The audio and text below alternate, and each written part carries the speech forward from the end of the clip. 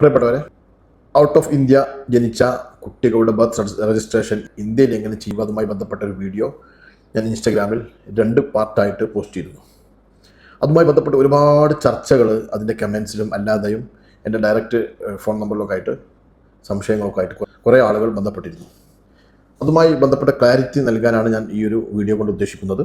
ഇതിൽ കൂടുതൽ ലെങ്ത് ഉള്ളതിനാൽ നിങ്ങൾക്ക് ഈ വീഡിയോ യൂട്യൂബിലാണ് കാണാൻ സാധിക്കുക. ഫസ്റ്റ് ഓഫ് ഓൾ, ഇങ്ങനെ ഒരു രജിസ്ട്രേഷൻ്റെ ആവശ്യമുണ്ടോ എന്നുള്ളതാണ് ഏറ്റവും വലിയ വിഷയം. കാരണം ഔട്ട് ഓഫ് ഇന്ത്യ എവിടെ ജനിച്ചാലും ആ രാജ്യത്തിലുള്ള ഇന്ത്യൻ എംബസി ഒരു ബർത്ത് സർട്ടിഫിക്കറ്റ് ഇഷ്യൂ ചെയ്യുന്നുണ്ടല്ലോ, പിന്നെ എന്താണ് ഇതിൻ്റെ പ്രസക്തി എന്നാണ് ഒരു വിഭാഗത്തിൻ്റെ സംശയം. ഒരു കാരണവശാലും ഇന്നേ വരെ വിദേശത്ത് ജനിച്ചൊരു കുട്ടിക്ക് നാട്ടിൽ ബർത്ത് രജിസ്ട്രേഷൻ നിർബന്ധമാണ് എന്ന് ഒരു ഡിപ്പാർട്ട്മെൻറ്റും പറഞ്ഞതായിട്ട് ഞാൻ കണ്ടിട്ടില്ല. ഉണ്ടെങ്കിൽ നിങ്ങൾക്ക് അറിയിക്കാവുന്നതാണ്. എന്നാൽ വിദേശത്തുള്ള താമസം നിർത്തിയിട്ട് നാട്ടിൽ സെറ്റിൽ ചെയ്ത പേരൻസിന് ഈ ഒരു ഓപ്ഷൻ ഗവൺമെൻറ് വെച്ചിട്ടുമുണ്ട്. പക്ഷേ ഈ ഒരു ആശങ്കയുള്ളത് എല്ലാ എംബസിയിൽ നിന്നും ഇഷ്യൂ ചെയ്യുന്നുണ്ടെങ്കിലും ഇന്നത്തെ ഡേറ്റ് വരെ എംബസിയിൽ നിന്ന് ഇഷ്യൂ ചെയ്യുന്ന ബർത്ത് സർട്ടിഫിക്കറ്റ് ഒരിക്കലും ഓൺലൈനിൽ അവൈലബിൾ അല്ല. ബൈ മിസ്റ്റേക്ക് നമുക്ക് എല്ലാ രേഖകളും നഷ്ടപ്പെട്ടാൽ വീണ്ടെടുക്കാനുള്ള ഓപ്ഷൻ ഉണ്ട്. SLC ബുക്കാവട്ടെ, നാട്ടിൽ നിന്ന് ജനിച്ച കുട്ടിയുടെ ബർത്ത് സർട്ടിഫിക്കറ്റ് ആവട്ടെ, മറ്റു എന്തുമാവട്ടെ, ഓൺലൈനിൽ നിന്ന് നമുക്കതിൻ്റെ ഡ്യൂപ്ലിക്കേറ്റ് എടുക്കാനുള്ള ഓപ്ഷൻ ഉണ്ട്. എന്നാൽ വിദേശങ്ങളിലുള്ള ഇന്ത്യക്ക് പുറത്തുള്ള എംബസികൾ ഇഷ്യൂ ചെയ്യുന്ന ബർത്ത് സർട്ടിഫിക്കറ്റിൻ്റെ ഡ്യൂപ്ലിക്കേറ്റ് എടുക്കാനുള്ള ഓപ്ഷൻ ഇതുവരെ അവൈലബിൾ അല്ല. ഈ ഒരു ആശങ്കയാണ് ഇന്ത്യയിലെ സൈറ്റിൽ അവൈലബിൾ ആക്കാനുള്ള ഒരു ഓപ്ഷൻ എന്ന് പറയുന്നത് ബർത്ത് നാട്ടിലെ ഗവൺമെൻറ് സൈറ്റിൽ രജിസ്ട്രേഷൻ ചെയ്യുക എന്നുള്ളതാണ്.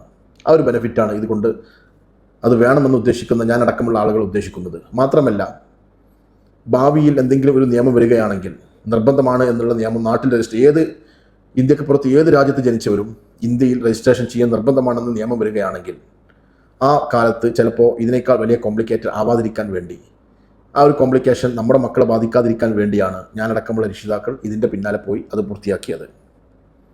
അപ്പോൾ അത് വേണോ വേണ്ടേ, നിർബന്ധമുണ്ടോ ഇല്ലേ എന്നുള്ള ചോദിച്ച ആളുകൾക്കുള്ള മറുപടിയായി എന്ന് ഞാൻ പ്രതീക്ഷിക്കുന്നു. പിന്നീട് പറയാനുള്ളത്, ഈ ഒരു ആപ്ലിക്കേഷനുമായിട്ട് കുറേ ആളുകൾ മുന്നോട്ട് പോയിട്ടുണ്ട്. ഞാൻ മാത്രമല്ല, ഒരുപാട് ആളുകൾ ഇതുമായിട്ട് മുന്നോട്ട് പോയിട്ടുണ്ട്. കുറേ ആളുകൾ കിട്ടിയിട്ടുണ്ട്, കുറേ ആളുകൾക്ക് കിട്ടിയിട്ടില്ല. അതിന് കാരണമായിട്ട് ഞാൻ മനസ്സിലാക്കുന്നത്, ഈ ഒരു രജിസ്ട്രേഷനുമായി ബന്ധപ്പെട്ട് ഏറ്റവും ആദ്യത്തിൽ ഒരു ഗസറ്റഡ് ഓഫീസറിൻ്റെ ഒരു സാക്ഷ്യപത്രവും അതിൻ്റെ ശേഷം പഞ്ചായത്തിൽ നിന്നുള്ള വെരിഫിക്കേഷനും നടക്കുന്നുണ്ട്. ആ സാക്ഷ്യപത്രത്തിൽ നമ്മൾ സാക്ഷ്യം പറയേണ്ടത് ഞങ്ങൾ മാതാപിതാക്കൾ നാട്ടിൽ സെറ്റിൽഡ് ആയിട്ടുണ്ട് എന്നുള്ളൊരു സാക്ഷ്യപത്രമാണ്. സ്വാഭാവികമായിട്ടും നിലവിൽ നടന്നുകൊണ്ടിരിക്കുന്ന നിയമം അനുസരിച്ച് ഈ ഒരു രജിസ്ട്രേഷൻ 100% സക്സസ്ഫുൾ ചെയ്യാൻ പറ്റുന്നത് വിദേശ ജോലിയോ വിദേശ താമസമോ നിർത്തിവന്ന പേരൻസുകളുടെ മക്കളുടെ ബർത്ത് രജിസ്ട്രേഷൻ മാത്രമാണ് എന്നാണ് നിലവിൽ നടന്നുകൊണ്ടിരിക്കുന്ന നിയമം പറയുന്നത്. ആയതിനാൽ ഫാദറിൻ്റെ വിസ ക്യാൻസലേഷൻ പേപ്പർ ചോദിച്ച് റിജക്റ്റായ കുറേ ആപ്ലിക്കേഷൻസ് ഉണ്ട് എന്നുള്ള ഇൻഫർമേഷൻ ഈ ഒരു വിഷയത്തിൽ ഇറങ്ങിയ ഒരാൾ എന്നുള്ളത് എനിക്ക് ലഭിച്ചിട്ടുണ്ട്.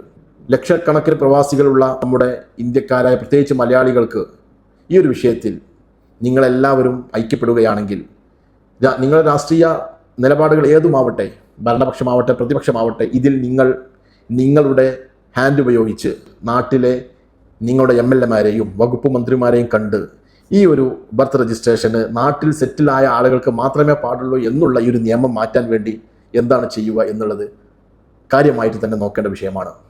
കാരണം സെറ്റിൽഡ് അല്ലെങ്കിലും ഇത് രജിസ്ട്രേഷൻ ചെയ്യുക എന്നുള്ളത് വലിയ നിർബന്ധമായൊരു കാര്യമാണ്. നിയമപ്രകാരം നിർബന്ധമല്ല എന്ന് ഞാൻ വീണ്ടും പറയുന്നു.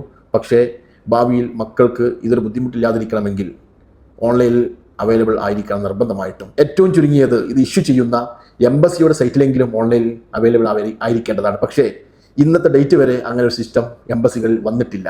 മുഖ്യമന്ത്രിയെ വരെ ഈ വിഷയവുമായി ബന്ധപ്പെട്ട് ഈ നിയമത്തിൽ ഒരു തിരുത്തൽ വേണ്ടതായിട്ടുണ്ട്.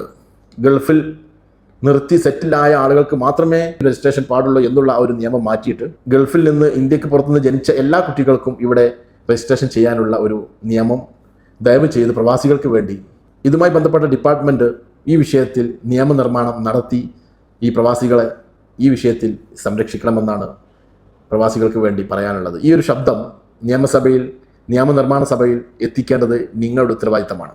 രാഷ്ട്രീയം ഏതുമാവട്ടെ, ഭരണപക്ഷമാവട്ടെ പ്രതിപക്ഷമാവട്ടെ, ഈ ഒരു നിയമം പ്രാബല്യത്തിൽ വന്നു കഴിഞ്ഞാൽ പ്രവാസികളായ നിങ്ങളുടെ മക്കൾ വിദേശത്ത് ജനിച്ചിട്ടുണ്ടെങ്കിൽ നാട്ടിലെ പഞ്ചായത്ത് അല്ലെങ്കിൽ മുനിസിപ്പാലിറ്റിയിലും നിങ്ങൾക്ക് രജിസ്ട്രേഷൻ ചെയ്യാൻ പറ്റും.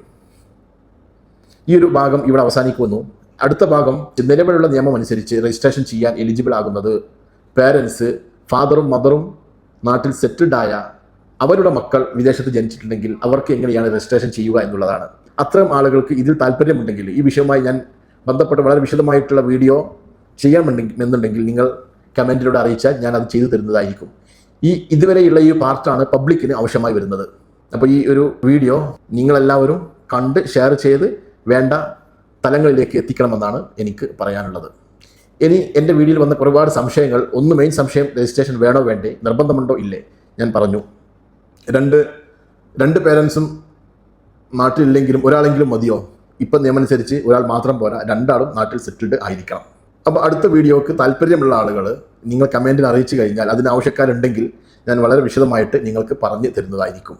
അപ്പോൾ ഇതിൽ വന്ന സംശയങ്ങൾക്കൊക്കെ മറുപടിയായി എന്ന് വിചാരിക്കുന്നു. ഒരുപാട് സംശയങ്ങളുള്ളത് നാട്ടിൽ ഒരു മാസത്തേക്കാണ് ഞങ്ങൾ പോകുന്നത്, ചെയ്യാൻ പറ്റുമോ എന്നാണ്. ആ ചോദ്യത്തിനൊക്കെ മറുപടി എൻ്റെ ഈ ഒരു വീഡിയോയിൽ ഉണ്ടാകുമെന്ന് പ്രതീക്ഷിക്കുന്നു. Thank you for watching our video. ഈ ഒരു ചാനൽ നിങ്ങൾ സബ്സ്ക്രൈബ് ചെയ്യുക. ഞങ്ങളുടെ സേവനം നിങ്ങൾക്ക് നേരിട്ട് അബുദാബിയിലെ മുസഫ ഷാബിയ 12 ലഭ്യമാണ്. ഓൺലൈനായിട്ടും ഏത് സേവനവും ലഭ്യമാണ്. ഈ നമ്പറിൽ നിങ്ങൾക്ക് ഞങ്ങളുമായി ബന്ധപ്പെടാവുന്നതാണ്.